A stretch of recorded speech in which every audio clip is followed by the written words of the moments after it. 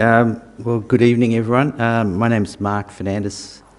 I'm a student at Tara Institute, and my main teachers are the Venerable Geshe Doga, who's the resident teacher here, His Holiness the Dalai Lama, and the late Kyabje Lama Zopa Rinpoche, who was the founder of the organisation that started Tara Institute. So tonight I'm going to discuss a number of different topics that are covered in Buddhism.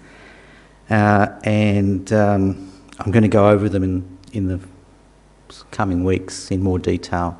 So tonight's just to give you a taste or an idea of what some of these teachings or concepts are.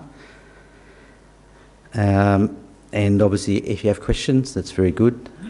If you don't, that's fine as well. So first thing is, in Buddhism, the motivation is very important. So actually, put your hand up if this is the first time you've come to a Monday night teaching. Okay, that's good. Well, welcome, and welcome to those people who've coming again. So, which is good. So again, in Buddhism, motivation is very important. So, for the period that we're listening to the teaching tonight, we should be thinking that, I'm going to do my best to develop good qualities. Through listening and then thinking about and then meditating.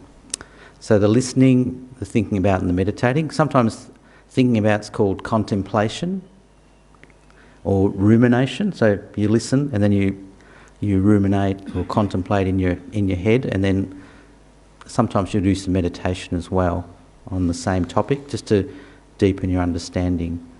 So that's quite personal. Everyone gets something different out of it, but they're the three wisdom tools that Buddhism uses to try and develop the person's good qualities. So if you have a good motivation, then it propels any action you do to be positive or good. Similarly, if you have a neutral one, you probably find your action could be neutral. And if you have a negative mindset or motivation towards before you perform an action, generally the outcome is negative.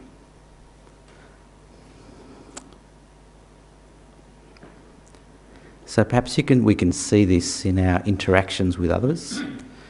So if our motivation towards, say, interacting with our friends is good, generally the interaction's quite good. And even if it's not, if it's a little bit prickly or cantankerous or combative, if our motivation's good, we've got a little bit more ability to cope with that type of interaction. If our motivation as we're going into that interaction with the other person or people is quite negative and a bit defensive, we might find even the smallest slight or comment to us will cut us to the quick. It'll just deeply hurt us. We'll get upset, angry, etc., lash out. So it just goes to show that our motivation does play a part in how we interact and what type of experience we have, whether it's a happy experience or a neutral one or quite a negative one, a problematic one.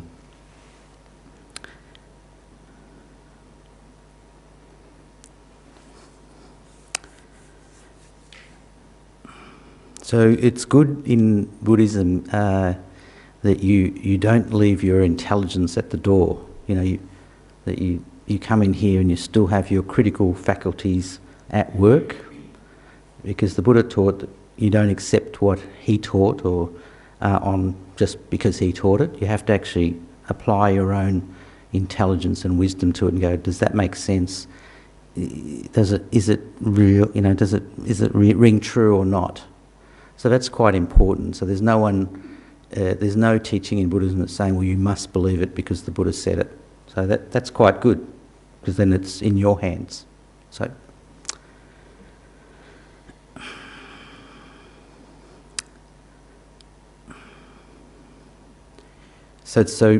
in saying that, it's good to examine whether this Buddhist approach, just even with motivation, is an effective one, an effective approach or not. So we should look at our own experiences really and see if the idea that our own outlook being positive or negative will have any bearing on happiness or not. Does that actually ring true in real life? Does it, or is it just a philosophy and that's it? Has anyone got any thoughts on that?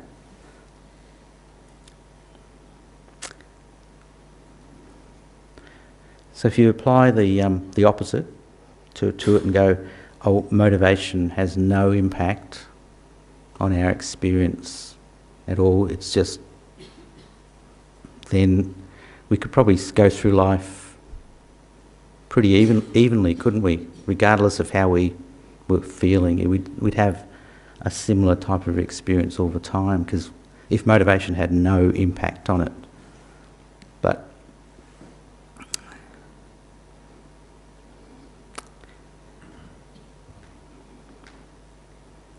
so that's where it comes to looking at our own experience. So I've certainly found myself having trying to set a good motivation in the morning, for instance. It does bring me some form of mental peace and also a little bit of resilience. So if I do encounter someone who's a little bit stroppy or angry or towards me, then I find, okay, yep, it doesn't hurt me too much, and I can respond, without getting more and more upset. Whereas if I have a sort of a come in and I have a sort of a negative approach to the interaction, then generally I'll get more and more upset as the comments come back to me. So that's what I've found. So it's good to examine whether that actually rings true or not for each of you.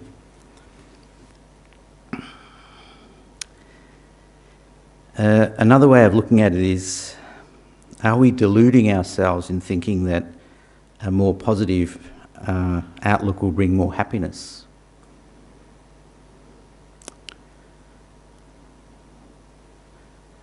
So who has seen that? It's a very old movie now, so I'm showing my age.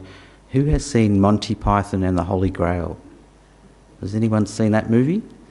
So there's a character, the Black Knight. So I think there's a sword fight, and then the Black Knight says it's only a flesh wound, huh? But he's virtually, he's had a leg chopped off and an arm, so it's quite severe. So he's in denial, isn't he?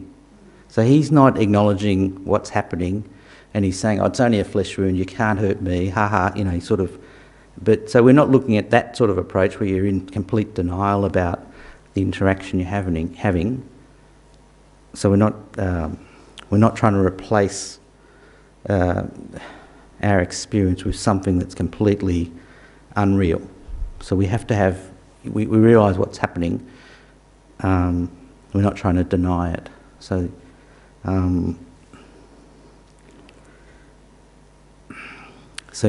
that way, just using that, it's a very silly example, but we could enter into an interaction like that that's very violent and so on, and we're not denying that it's a violent interaction or it's a aggressive interaction, but we're trying to use our own mind to mitigate what happens to us and perhaps to the other person.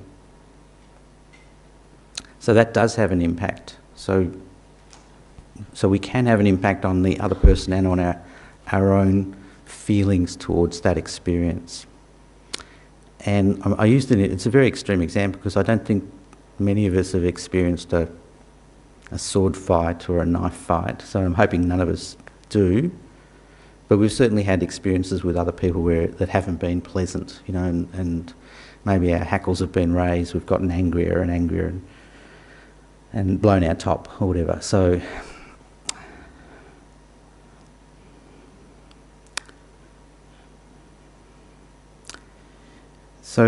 another topic that Buddhism spends a lot of time on is the person as the experiencer of happiness. So the resident teacher Geshe Doga, he says you need both physical health or hygiene conditions and mental health or hygiene conditions for happiness. So you can't say, oh, I won't feed my body and I won't clothe it, and I'll just focus on the mental aspects of happiness, and then that'll be fine. He's saying you need both things working for you to have a level of happiness. And that also points to what the person is. And that's another topic that Buddhism spends a lot of time on, is what's the definition of the person? Who is the person? So using me as an example, who is Mark, and can we see Mark, and can we point to Mark? So there's a lot of time spent on that. So we won't spend too much time on that, but suffice to say you can use that definition of conditions of happiness that Geshe-Doga is referring to, saying the person needs both the mental and the physical conditions for happiness, and that essentially defines the person as we see it. It's a combination, if you like, of mental and physical conditions, causes and conditions coming together to make up Mark. So we don't need to go any further than that at this stage. So, but I will ask a question though. What do you think some of those conditions that Geshe-Doga is talking about when he's referring to conditions for happiness? We can start with the physical ones, physical health. So what do you think are some of those that are important? Food, yes, yep. Yeah, we can't do without that. So so pretty vital, isn't it, with a body? So you need to feed it. So, and we're lucky in Australia. Generally, we've got housing and we've got food, and the food's quite good quality, because the farms produce a lot of good food. So for us to eat, and we can go organic, we can go biodynamic, we can go, we get this plentiful food if we have the resources to get it. So which is good. So it does sustain us. Anyone else with a physical condition for health? Shelter, yes, that's important. So, yeah, so although we do have a homeless problem in Melbourne and probably in Australia as well and the world, so it's but in general most people have a home or a shelter they can go into. So, and that home or shelter, particularly if it's a long-term one, there's a term called quiet enjoyment, and it's sort of a happiness that comes with knowing you have a roof over your head that you can go home to.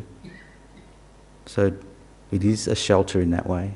So, and it does bring a level of satisfaction or happiness in having that. Whereas if you're having to move and couch surf perennially, that's not so good, is it, for your happiness, is it? Some people can cope with it, but a lot of the time it brings other problems with it. So that's a very good one. Anything else? What about sleep, Mark? Yes, sleep. So some of you in the room are too young, so you'll sleep a lot. But as I've noticed that I've gotten older, I'm sleeping less. But I don't need this is just me, but I don't need an alarm clock anymore, because I can just go, hit the pillow, bang, sleep, and then wake up at whatever. So it's 6.5 to 7 hours or something. Whereas when I was younger, it was 9, and when I was a teenager, it might have been 10 or 11. It was a lot of sleep because I was growing. But so that's very important. So sleep, physical regeneration, and also the mental regeneration as well that's occurring in sleep, particularly if you look at the different cycles of sleep. The deep sleep, REM sleep, I think it's called, REM, core sleep, and then there's the sort of the period when you're supposedly awake. So you through sleep you come up and you awaken for a few seconds or a minute, and then you're back in again to a sleep state. So that happens. All that's doing good for the body and the mind. So it's very important. So what's that? It's Kylie, huh? Yes. Yeah, Kylie. Yeah, freedom from illness. Yes. So in Western countries, we're living longer. So the diseases and illnesses that killed our grandparents and great-grandparents and so on have been largely eliminated or reduced. So we can almost live free from a lot of illnesses that used to kill people early. So we can live longer. So if you live a life that's free of illness, it's very good, isn't it? So, anything else?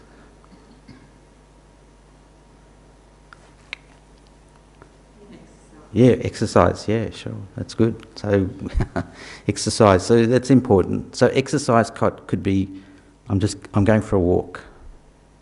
I'm going out into the garden, or I'm going to walk to the shops, or I'm going to go for a run or a bike ride, doing something. So it's an activity, a physical activity. So it takes you out of what you're usually doing and puts you in another state that the body can react and respond to, and it's very good for health. So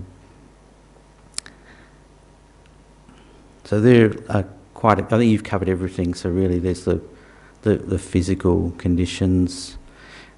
The other one is really resources, or you could say it's money, or some sort of resources that you have to live to be able to do all those things. So you need that. So again, in the Western countries particularly, we generally have jobs and we have the resources to drive a car, to have a car and a home or renting, whatever it is, but we've got enough resources to be able to do those things and sustain ourselves physically.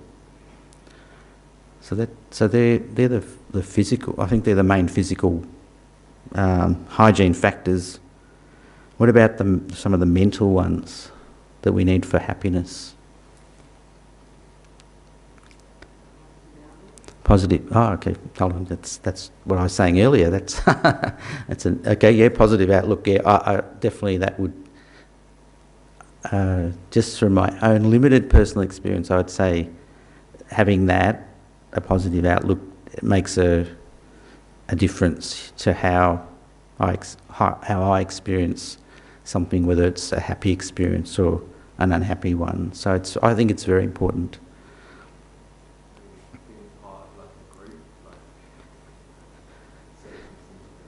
Yes. So that's relationships, isn't it? So so that's very important as well. So Buddhism talks about that too, in that no person is an island. So we're not, we're not, in some way we're a discrete individual, So Mark's not Kylie, and Kylie's not Mark, so you can say, yep, we can see the difference, but we need to come together with relationships. That's good for our health as well. And that interaction brings with it, I guess, quite a lot of things. So you have effective relationships on longevity, on health, happiness. So there's a whole lot of good things that relationships bring.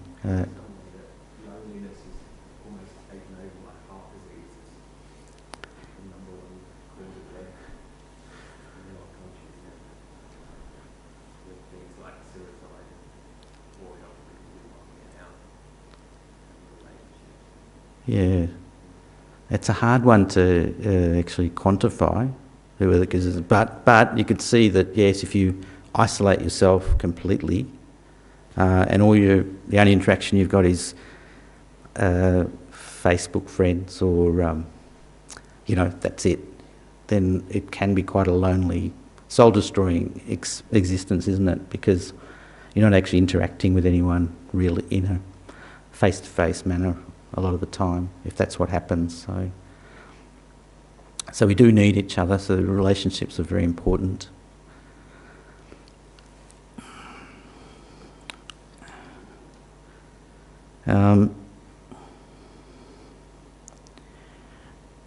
I guess the other one for mental health or the hygiene conditions is really your education. So, and that starts from when we were young. You know, we had our parents teaching us, looking after us, having a relationship with us, so it's very important. And then schooling and so on, and then your work experience and, you know, the knowledge you gain about how to live and how to do your job well and so on. They're all good things.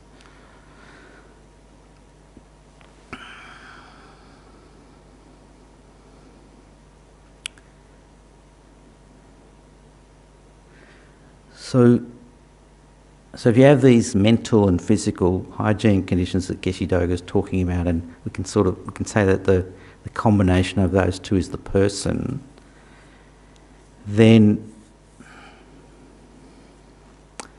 we can say with confidence that the person that we're looking at, or the person that we are, is discrete, is distinct.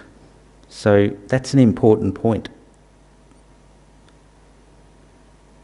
Because there are some philosophies that argue, I can't find the person when I look for them, therefore the person doesn't exist. So the Buddhism argues the opposite. There's a person, and we're saying the person is this continuum of the mental and physical conditions coming together. So it's important that you don't fall into the trap of thinking that when I look for Mark, I can't find him, therefore Mark doesn't exist. It's important you don't fall into that, because that's called, we call that nihilism. That's the philosophy of nihilism. So can't find it, therefore it doesn't exist. So Buddhism argues against that very strongly,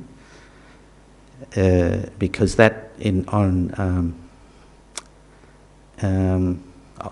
of itself brings its own problems in terms of, well, if I don't exist, why should I why should I stick around? Why should I do anything? Does everyone understand that concept? Because that's quite a tricky one. It's an extreme view, so we're sort of I'm trying to push it out there just to say, well, it's one view and Buddhism discounts it completely. Yeah, okay.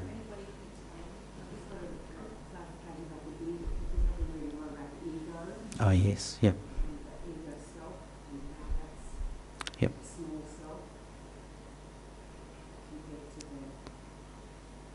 Yes. Yeah, so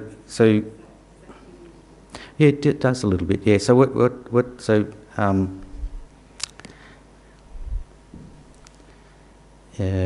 So just using Geshe Doga's example, Kali, so his body and mind, he's saying those things for happiness, and I'm saying those are the things that we look at as the person. Essentially, that combination coming together, that's Kylie and that's Mark and so on. So we can accept that. That's all we need to do at this point. We don't need to go to the extreme of going, well, when I look for Mark, I can't actually spot him in the leg or the heart or anywhere physically, and then so if I can't identify him specifically, does he exist at all? So that's the nihilistic argument, that you start to, if you like, dig deeper, and you can't actually pinpoint where exactly is Mark found. So that nihilistic view will say, well, I can't find Mark, so therefore Mark doesn't exist ultimately. I can't. So we have to look at that view and go, no, that's not right. Yep.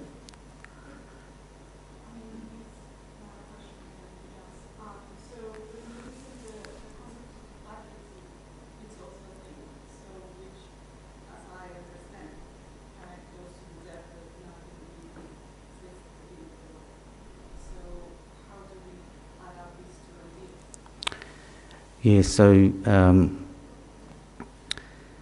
when you're talking about vacuity, you're talking about things being empty of a findable self-nature. So if you looked at, again, I'll use me as an example. If you looked at me and you tried to pinpoint where I am, you could sort of say there's this amorphous, the shape and stuff, there's Mark.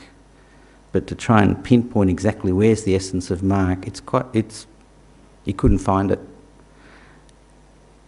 And so it's that lack of a findable essence, that's what they call the vacuity. But just because there's a lack of findable essence doesn't mean Mark can't exist or function. In fact, the opposite's true. So because Mark is a combination of things, then Mark can exist and function. But using the nihilistic approach, you go down the path of, I've looked for Mark and I can't find him, therefore I can deny, And that's dangerous for the person to do themselves. So that's the point I'm making. Like, if I was to do that, to go down that road myself and go, well, I've looked for Mark, I can't find him, not here, not there, what's the point? Nothing exists. So you have to be careful. It's sort of like straddling a barbed wire fence. You have to have a sort of and I think it's important to have a view of what the person is, and then you can start to go, well, it's not this, nothing exists. Okay? Yep. Buddhist emptiness doesn't mean nothing exists. It just means your perception is limited and perceiving as fullness. Yep. So that's a good point. Buddhism doesn't argue that nothing exists, but we're limited in how we perceive it. So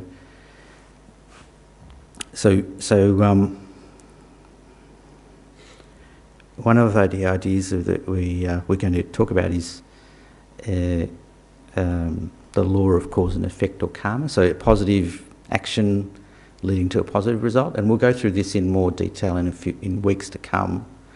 But when you look at that and you go, okay, there's cause and then there's an effect, and there's a continuum that's experiencing that. So it's rolling along. So Mark is experiencing things, creating things, and then experiencing things. So there's a continuum of Mark that's having those experiences and so on. So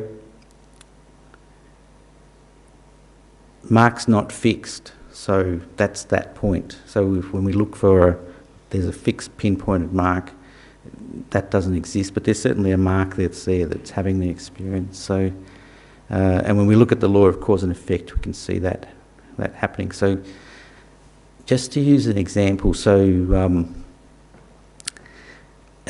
when we were born, we were dependent on our parents, weren't we? So the parents coming together, deciding to have a baby, and then taking us to full term, and then the mum giving birth, etc. So we were dependent, if you like. So I was dependent on my parents having that relationship and coming together to be, if you like, created or born and then labelled as Mark. So there's a continuum there. So just in this life, so if we're looking at that, and then my own experiences through my life, it's sort of like, well, is the Mark that was a baby the same as Mark today?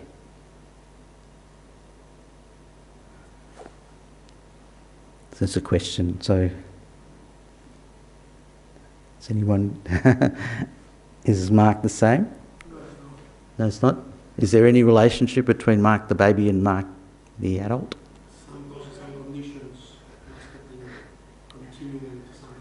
Yeah. The other marks. Yeah, well, yeah. So we wouldn't say other mark, but we'd say you're correct. The cause of the conditions were there to propel that continuum to the Mark you see today. So the Mark with grey hair and getting old and so on. So you can see, okay, so there's a continuum there. You go, oh, that's Mark right through at various different stages. So that's the, if you like, you're coming to that middle point of going, well, I can establish Mark and be confident that Mark exists. And we, yeah.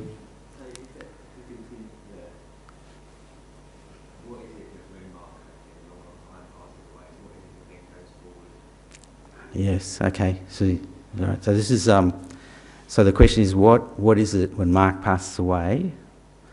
So I'm in the back, not back half, maybe back third or back quarter, whatever. So of my life. So it's not that I'm not at the beginning where long live Mark. It's sort of like, okay. So eventually I'm gonna die. So you go, okay. So what happens? So. If you're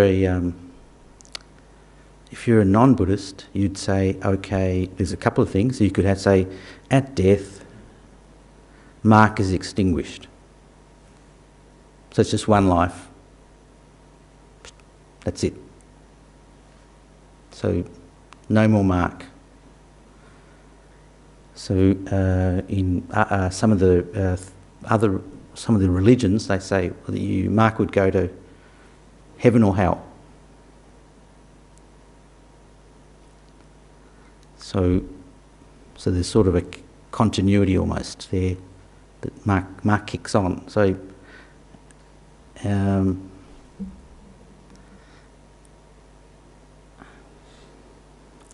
then there. So what is it that's going on? Is it the body of Mark? No. Yeah, that's correct. So the body dies, huh? So the body of Mark's going to die. So you go, all right, that's not the bit that goes on. The consciousness, yes. So there's a mental consciousness that kicks on. So if it goes, okay, Mark's there, he's died. So, but then there's a continuum that goes on of consciousness. So and this is where you get into the different Buddhist schools about what is the person. So it's very interesting because you go, all right, it's only at that point when the body's Mark's body's died that you're going and there's something continuing on. You're going, well, that's that's got to be the person, huh? That's the essence of the person is the bit that's going on, isn't it? The continuum. Because if it was just extinguished, you'd go, well, there's no point of even discussing it because that's the finish. But in Buddhism, we say there's a continuum going on. And then the three of the schools talk about, well, we can define the person now because we can see Mark's either, as your point, a mental consciousness, a consciousness. So sort of the mind. So that view, that's Mark or was Mark. And then if it's at death, they say, it's a subtle mental consciousness that's Mark or was Mark. And that subtle one is the gross mind of Mark's, sort of disappeared at death, and there's just this subtle consciousness that's kicking on, that's going to be reborn somewhere. So they say that's the essence of Mark or the continuum. So that's two of them, and the third one is the one we're looking at is, that continuum of Mark is merely a label on the causes and conditions that are there at the time and have continued on. So that's the one that we call the middle way approach, because when the other two schools, they go, we can pinpoint what Mark is because it's sort of more subtle, the body's gone. But this school, this more profound school, they go, no, you still can't, but you can certainly go, Mark is the continuum of those causes and conditions, the label of that. So that's important too. So, did you have a question? Sorry. No, I was just going to say that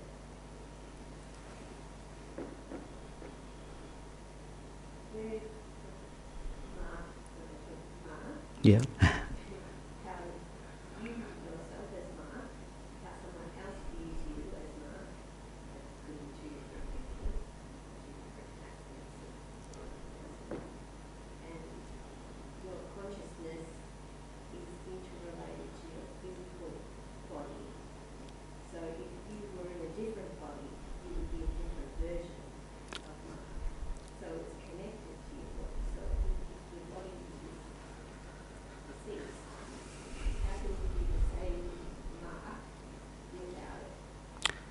Yeah, so this is where it's not that it's exactly Mark, but we say it's a continuum or a continuation. So maybe evolution. Sometimes it's the other way. Yeah, because Mark might be reborn as an ant or a cucaracha. Oh, okay, yeah. So cockroach, yeah. So it's not necessarily climbing the escalator or whatever, and Mark's getting much better rebirths each time. So it could be straight down the chute. So it's sort of like, but when you trace it back, you go, oh well, there was a continuum of Mark who passed away, and then that mind stream flipped out of the out of the body because the body's gone, and then it found somewhere else to be reborn. So that's Buddhist. So that's Buddhist cause and effect or karma, and the idea of the continuum and the rebirth coming in sort of one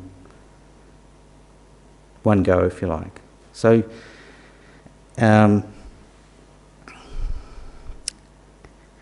So that's an interesting concept, isn't it? Because that does point to then there's a discrete Mark. There is a Mark, and the Mark is discrete and distinct. So again, there's some other religions that go, well, once you pass, you merge. Now, what was that show? Was it Star Trek? The Hive? Have you ever watched? Yes, so, where there was a merged mind, everyone merged into the one mind. So some religions posit that once you pass away, all the minds collectively merge into one. So Mark loses identity at that point. It's just a collective consciousness. So again, Buddhism doesn't argue that for that. They say there's a continuum of Mark that goes on. Mark might not, so for example with me, whatever I'm reborn as, I might not remember I was once Mark. Maybe I will, but I might not. So then you go, but there'll be a connection. What we were saying with the causes and conditions coming together in that continuum, and that'll keep going.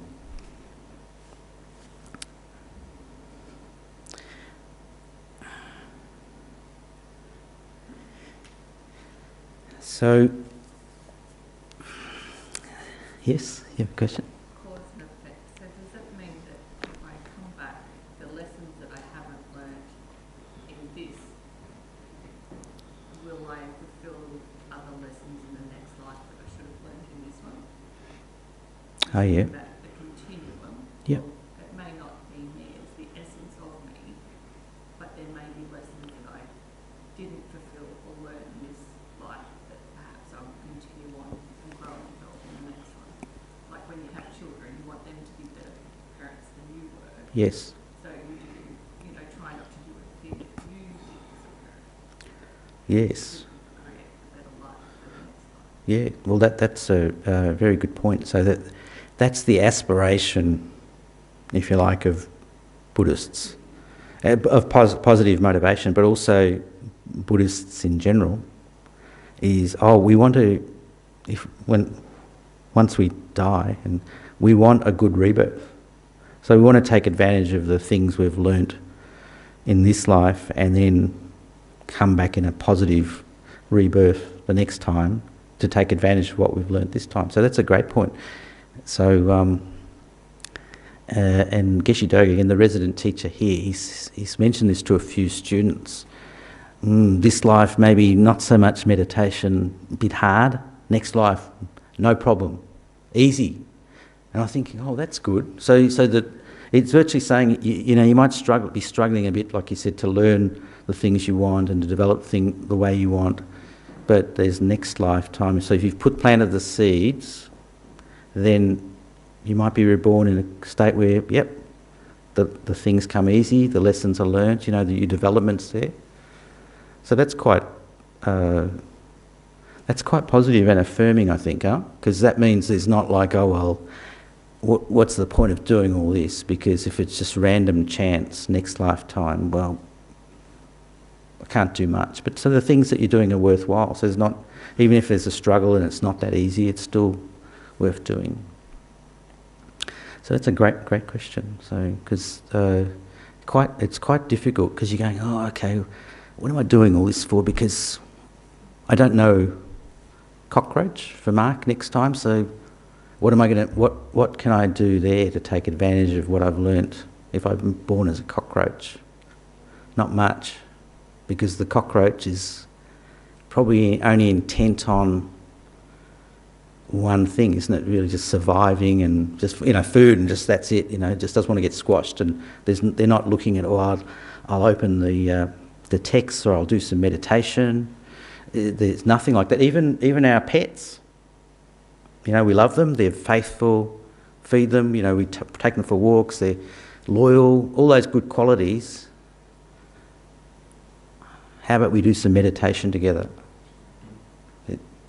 So they're limited in what they can do, even though they've got all those good qualities in that body. So anyway, that's pointing to what the future could bring. So for me, I'm going, okay, as a Buddhist, I'm going, I want to have a good rebirth.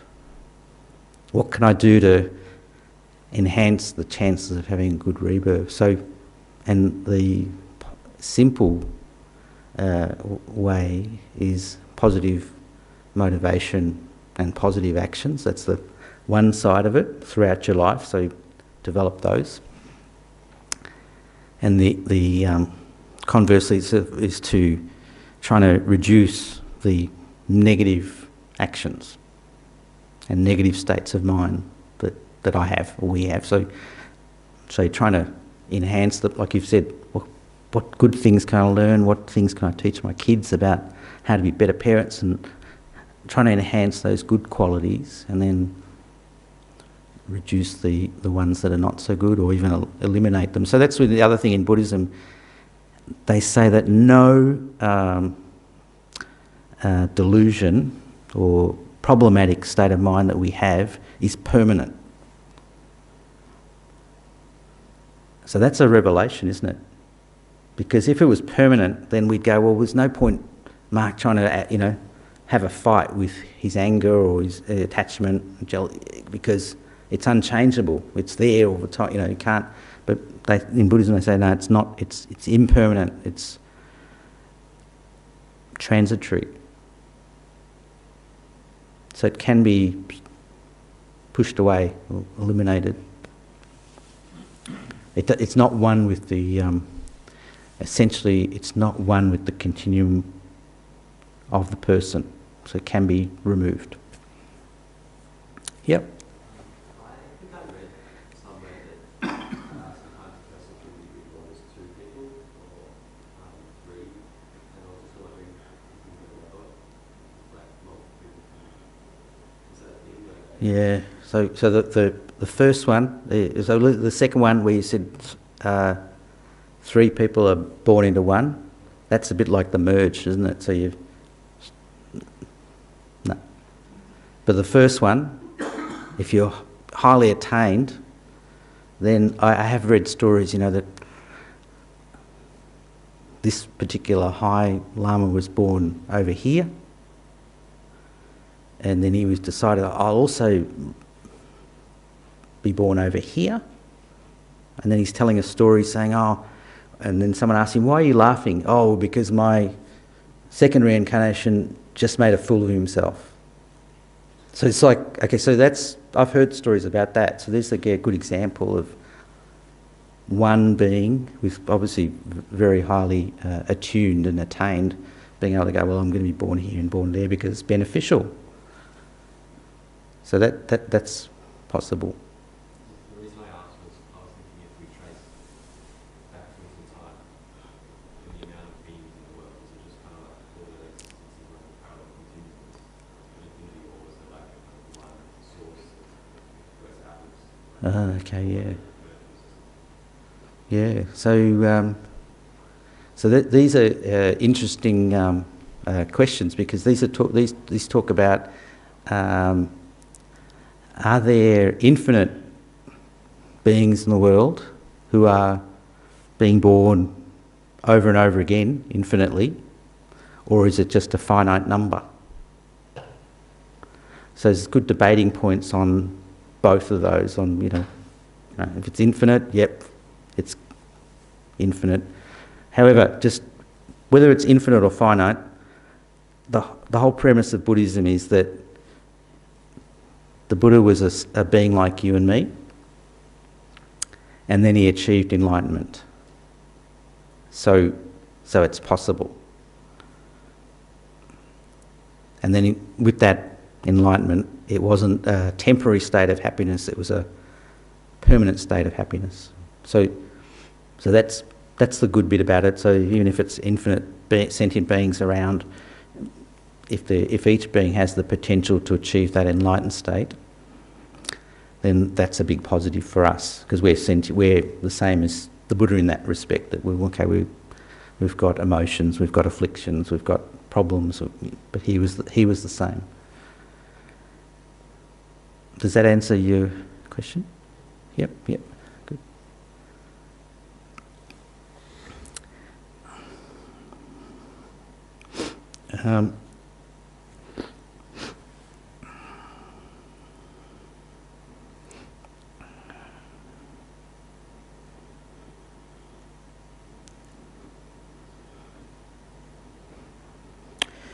So we'll cover a bit more next week. So in general, we'd say you need that continuum of the body and the mind to form a person. We certainly in our world, that's the case, huh? We don't have a being who just exists in body only, and a being who exists in mind only. We don't have that. I don't think we have that experience of seeing a being like that, huh? Usually it's a combination. Always it's a combination for us, huh? The body and the continuum, the body and the mind coming to that mark, for example. So that's generally the way it works. So when you die, you're reborn, and then as you're being reborn, there's a body, and then your continuum goes into that body. We hope. Yeah, well, we hope. Well, yeah. That's what Buddhism says. Okay, guys. It's you're propelled at death by whatever the strongest thought is. Positive, negative, or in between, whatever. So if your mind is virtuous at death, then you'll get a virtuous rebirth. So your mind stream will enter that, what do we say, male and female, the egg and the sperm coming together, what do we call that? Embryo? Zygote. Zygote becomes an embryo? Okay, someone will know. Zygote, so it's the male and female coming together, the egg and the sperm, and then it forms an embryo after a time. And then in Buddhism they say that the mental continuum sees that, so it has some perception and then goes into that. And then you'll see this development of the multi-celled, and it becomes a fetus, sort of. So that's generally, if you like, and you can apply that to animals too, the same thing, and insects, the things we see, so that's how it works in terms of how do we get reborn? So, but in Buddhism they say that there are places where you don't need the physical body. So, excuse me, some of the yogic schools, so these are non-Buddhist schools, they talk about meditation or absorption. So and you can see that they've reached that state here through their yoga, that their body is here, but their mind is in the next one, in the next birth, which has either got a fine light body, like it's a prism of light or something really glorious, or nothing, no body at all, just mind, just consciousness. So they're if you like, the two exceptions to you need a form to be reborn. So, but you think those two states, there's form, absorption, and formless. You see, well, okay, they've got what have they got? They've got lots of concentration. So they've done lots of yoga, meditation. So they've got single point of concentration, and all those gross afflictions or delusions, they just drop away. So that's good, isn't it? If your anger and your jealousy and your greed, everything dropped away while they're in this body, mind you. If it just dropped, that's good, isn't it? Yep. So that is good. So that's propelling them to that very high rebirth. So, unfortunately, the one thing about that, again, the karmic result is that fabulous rebirth in that formless absorption where it's just meditation and bliss, if you like. Unfortunately, once that karma is exhausted, finished, so again, the end, they have to be reborn again. So, and it doesn't, they've reached the top of that escalator from that point of view, so the only way they can go is down, somewhere. So it's not that particular type of practice isn't a permanent cure for afflictive states. So that's important to bear in mind. So you're going, okay, I'll practice yoga. I'll just do that. But it's not quite enough. So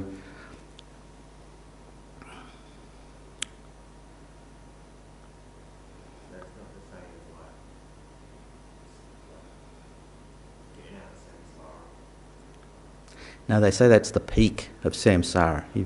You've reached this peak of this formless or light body state, but you're still in it. So once your great karma finishes for that rebirth, then it's got to go somewhere. Your continuum has to go somewhere, so it's to one of the other rebirths. So Buddhism sort of says, well, that's what happens to us, and we probably were all in those states, at some time. So it's like, okay, well, that wasn't enough because we're here. So that's one of the things they say, that the best conditions for achieving permanent happiness is the human state, the human state in this world. And the reasons for that are varied, but so I can go through those another time. But effectively, it comes down to the counterpoint, or the balance that we have. Our experiences are not so even that it's all good. We don't care, and we don't have in the main continual suffering conditions that it becomes overwhelming. So because again we're in Australia, in Melbourne, got all these good conditions, so we can turn our minds to virtuous things or positive for motivation. We can develop.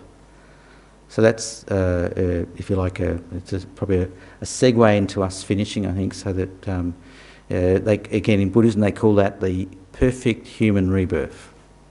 So, and why is it called perfect? Because it's free of being born in some of the other human states that are more problematic. war-torn places, places with lots of violence. There's sort of places with suffering all the time. And I think we can all just, turn the news on or put it on our computer or our phones and just see, it's not so good in some other parts of the world. Not so easy for everyone.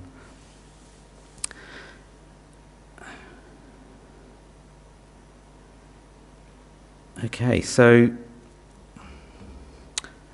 I think we'll wrap it up there, but I think there was great questions, so it's good. And so anyway, we'll go into a bit more detail in some of these concepts in the next few weeks. No. Yep. Meditation. Yeah, we'll just finish with that. Yeah, that's fine. Yeah, because I know. So the three wisdom tools: so listening, contemplating, and meditating or meditation. So those are the three things we use as human beings to develop ourselves. So we'll do a very simple meditation. We'll do a breathing meditation. So just make yourself comfortable.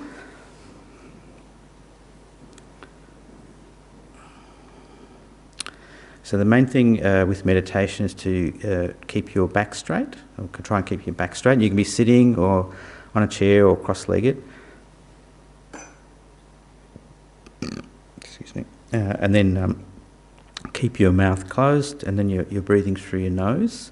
So the focus of your meditation tonight is going to be on the breath. So keeping your hands gently on your lap, your thumbs pointing back towards your navel, and your eyes are not completely closed and not completely open. So you just want to let an impression of light in.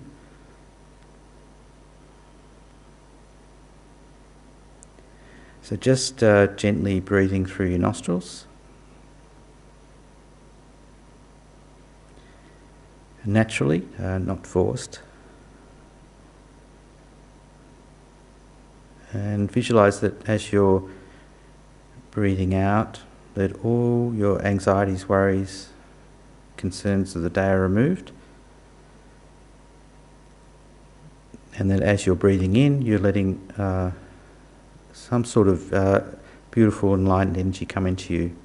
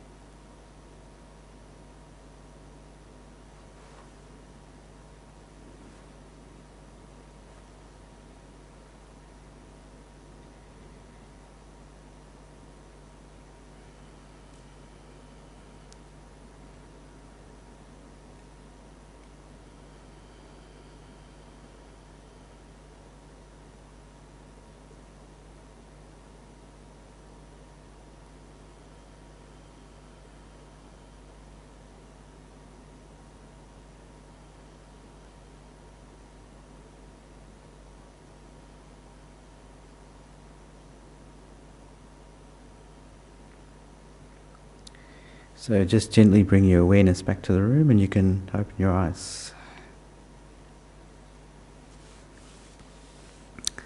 So thank you everyone, and hopefully see some of you next week. Thank you.